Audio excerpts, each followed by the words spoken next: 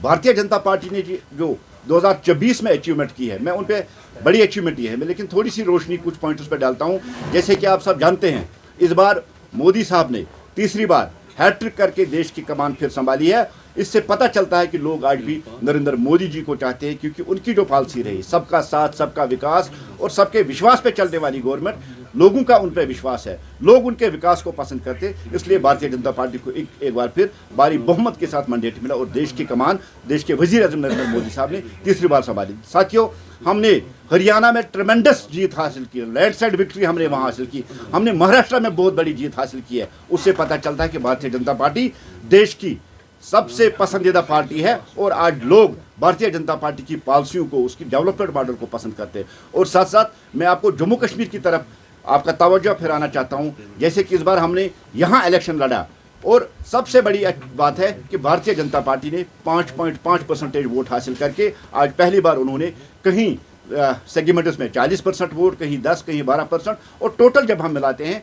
तो 5% वोट हमने हासिल लेके यहाँ भी बहुत बड़ी अचीवमेंट की। जैसे कि यहाँ एक गलत तरीके से प्रोपेगेंडा किया जाता और भारतीय जनता पार्टी को अनटचेबल बनाया गया था, लेकिन ये सबसे बड़ी अचीवमेंट है कि आज भारतीय जनता पार्टी कश्मीर में भी 19 सीटों पे लड़ी और 19 सीटों पे हमने बहुत अच्छी तरह से अपनी परफॉर्मेंस दी है। और साथ साथ सबसे बड़ी अचीवमेंट अगर 2024 की जम्मू कश्मीर में है, वो आज का असेंबली इलेक्शन है। भारी तादाद में लोगों का निकलना और वोट करना, ये अपने आप में बहुत बड़ी अचीवमेंट, क्योंकि गन, ग्रेनेड, बम, धमाका, गोली, धमकी, लाठीचार्ज, गैस, हड़ताल, बाइकाट कुछ भी नहीं देखा गया। इसका सीधा सा मतलब है कि हमने, भारतीय जनता पार्टी वाली जो गवर्नमेंट है, उसने दहशतगर्दी की ताबूत में आखिरी कील ठोंकर जम्मू कश्मीर को एक पुरअमन खिता यहाँ बना दिया। ये सबसे बड़ी अचीवमेंट है जिस तरह से यहाँ 2024 में इलेक्शन हुए। साथियों, आपने देखा अभी उमर साहब को भी 3 महीने होने आए, 100 दिन होने वाले हैं कि उमर साहब की गवर्नमेंट जो है अब हमने देखी है। आपने देखा होगा मामूली सी बर्फबारी में उमर साहब के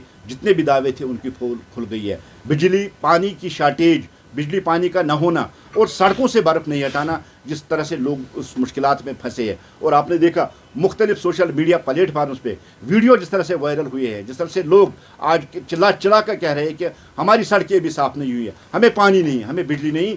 उमर साहब की गवर्नमेंट पूरी तरह से फेल हो चुकी है। हम उसका कंडम करते हैं। हम उस उमर साहब को ये कहना चाहते हैं, आपने बड़े बड़े वादे किए थे। आपने कहा था मैं 12 सिलेंडर गैस दूंगा, मैं 1 लाख जॉब्स दूंगा, मैं टेलीविजनों को परमिट करूंगा, मैं मुफ्त एजुकेशन दूंगा, और बड़े बड़े वादे जो उन्होंने किए, उमर साहब अभी तक फेल हो चुके हैं। अभी तक एक भी वादा उन्होंने पूरा नहीं किया और लगता है कि उमर साहब खाली स्टेटमेंट के जरिए अपनी गवर्नमेंट चलाते हैं। जहां तक ग्राउंड जीरो पे हम क्या देखते हैं, उमर साहब की गवर्नमेंट हर महाज पे और हर फ्रंट पे नाकाम हो चुकी है।